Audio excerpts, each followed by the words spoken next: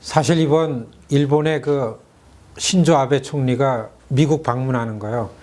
당황했습니다. 처음에요. 도저히 뭐 일본과 미국 관계 때문에 아베가 미국 방문하는 거 뭐 어쩔 수 없지만은 의회를 방문해서 상하 양원 합동회에서 연설을 한다. 이거는 아니다. 이런 생각을 했어요. 왜냐하면 저는 한 15년 워싱턴에서 순의회만 들여다보면서 왔는데 의회에 연설하는 거는 다른 나라 원수라 그래서 뭐 미국 국가 이익에 관여하기 때문에 연설시키고 그런 게 아니거든요. 아주 철학적으로 그다음에 그 영성적으로 그리고서 굉장히 그 훌륭한 일을 하고 좀 모든 세상 사람들이 본받을 만한 사람이 오면 국가 원수 그게 아니고 의회 의장이 하원 의장이 의회를 초청을 합니다. 이게 의회 연설인데 일본의 총리는 객관적으로 볼 때 그게 아니다 이거죠. 그래서 처음에 저는 아마 그거를 추진하는 거지 연설이 확정된 거 아니겠다 이렇게 생각을 했죠. 그런데 지금 거꾸로요. 알고 보니까 야 진짜 일본은 집요하게 준비를 했습니다. 치밀하게요. 아베가 2012년 12월에 다시 총리가 된 다음에 알고 보니까 목표가 미국과의 관계였습니다. 오바마 동북아 정책을 파악하고 이 판에 미국이랑 더 밀착 관계를 가져서 시큐리티 안보 문제 가지고서는 미국 대신 일본이 아시아의 패권을 가지고 이 대리를 하겠다 뭐 이런 거였던 것 같아요. 그래서 미국이 원하는 건 어떻게 하든지 일본이 다 해주려고 한쪽으로 국내 정치 속에서 만들어 오고 한쪽으로다가는 아베는 2007년도 와가지고 미국에 있는 한인들한테 위안부 결의안 막으려다 못 박았잖아요. 그때도 총리였는데 그거 서력을 한 준비를 해온 겁니다.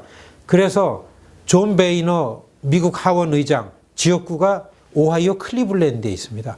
클리블랜드까지 통해 가지고 관계를 맺고 로비를 한 거죠. 일본 기업들이. 그러니까 어떻게 됐냐면 지난 2월 말 브루킹스 연구소의 수전 라이스 국가안보보좌관이 가서 여러분 올 2015년 전반기에는 일본의 총리를 초청합니다. 후반기에는 중국의 시진핑 주석을 초청합니다. 나왔어요. 이럴 때 모든 언론들이 얘기한 게 이거는 스테이트 비지트다. 이거는 이제 국가 정상의 공식 방문. 아주 대단한 의전을 갖추면서 오는 겁니다. 아베가 처음 이렇게 오는데 여기에 모든 언론들이 이거죠. 상하 양원 합동회의 연설을 한다. 이게 지금 나오기 시작했습니다. 저는 이걸 좀 아는데요. 이 행정부, 국무부가 아무리 일본 총리를 대접을 해주려고 그런다 하더라도 이것 때문에 미국과 일본의 국가 이익 때문에 의회에 연설하는 거 이거는 관계가 그렇게 밀접한 건 아닙니다. 비견한 예로 지난 3월 달에 이스라엘의 네탄야후 총리가 워싱턴을 방문했어요. 그런데 오바마하고서는 상극이 됐습니다. 절대 지금 오지 마라. 너 만나주지도 않을 거다. 그러면서 오바마 대통령은 네탄야후도 선거 앞두고 오면 안 된다. 이런 얘기를 하는데 그래도 뭡니까? 미국에 있는 유태인들의 힘으로 다 너무나 씩씩하게 존 베이너 공화당 쪽 하원 의장 초청을 받아서 하원 합동회의 연설했어요. 그 연설에 불참한다고서 막 선언하는 민주당 쪽 의원이 있었습니다. 이런 걸 볼 때 국무부나 백악관이 아무리 아베 총리의 연설을 해주고 싶어도 이건 아니죠. 그래서 보니까 굉장히 오랫동안 공화당 쪽의 하원 의장을 로비를 했더라고요. 그 다음에 우리는 이렇게 준비를 했습니다. 그러니까 보세요. 백악관의 명령으로 인해서 민주당 쪽 의원들은 아무도 아베가 의회에 오는 거 아무 말도 못하고 있죠. 아베 잘해줘라 이겁니다. 오바마 대통령은. 그러면은 또 이 공화당 쪽에서는 공화당의 넘버원이 하원 의장인데 하원 의장 이거 내일이니까 아무도 관계하지 마라. 뭐 이랬습니다. 연방의회의 캐피털에 가서는 조금도 스페이스가 없었습니다. 지난 3월 8일 날 버긴 카운티 위안부 기림비 2주년 행사 때문에 혼다 의원을 저희가 초청했어요. 어떻게 하겠습니까? 혼다 의원이 저희들 보고 그래스루트답게 해라. 풀뿌리답게 해라. 지역에 가서 지역 의원들을 지역 유권자 힘으로 설득해라. 이거 결론입니다. 정말 어려웠어요. 그런데 지금 오늘자로 오늘이 지금 목요일인데요. 목요일자로 혼다 의원실에서 두 번째 한 방이 나갔습니다. 바이파리즌 레터를 만들었습니다. 공화당 의원 8명을 합쳐서 25명의 연방 하원 의원 공동 서명한 바이파리즌 레러. 신조 아베는 지금이 사과할 마지막 기회다. 우리가 의회에 와서 연설할 기회를 주는 거는 과거사에 대해서 정직하게 사과하고서 인정하고 사과해라. 정리해라. 이런 내용의 레러를 25명의 의원 이름으로 나갔습니다.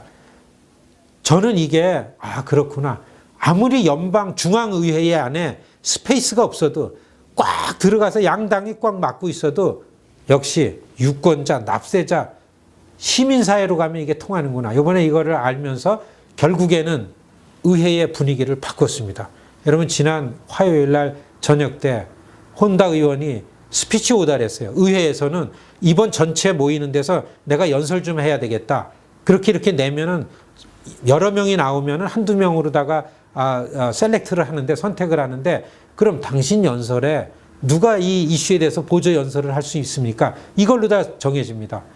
뉴욕의 세 의원이 1분 연설, 보조 연설을 했어요. 그게 누구나 하면 한인 밀집 지역, 롱아일랜드 뉴욕의 스티브 이스라엘.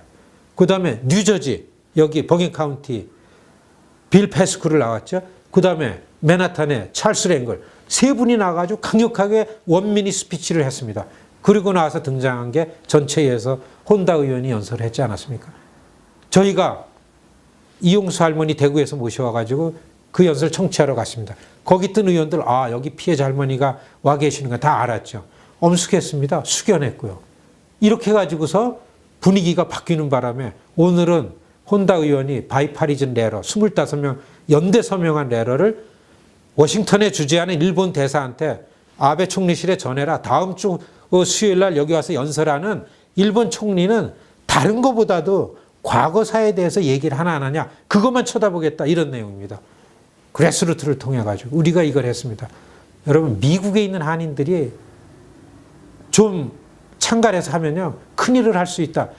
2007년도에 이어가지고 다시 이런 걸 경험하면서 리얼 그래스루트, 풀뿌리, 작은 것 같지만 나 하나만이라도 창갈하면 된다.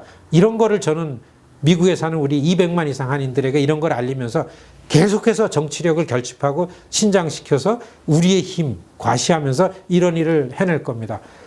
이 기회를 통해서 저는 이렇게 된 게 이게 하나님이 이끌었다라는 설명 아니면은 어떻게 설명이 안 되는 정도입니다. 지난 월요일 아침 뉴욕타임즈 에디토리얼 사설란 첫 번째 사설에 이 사설이 났어요. 여론의 분위기를 바꾸는 겁니다. 간절히 바랬는데 이게 나는 바람에 이렇게 했습니다. 제 생각엔 아마 워싱턴 방문을 준비하는 동경의 아베는 잠을 못 이룰 거라고 이런 생각이 듭니다.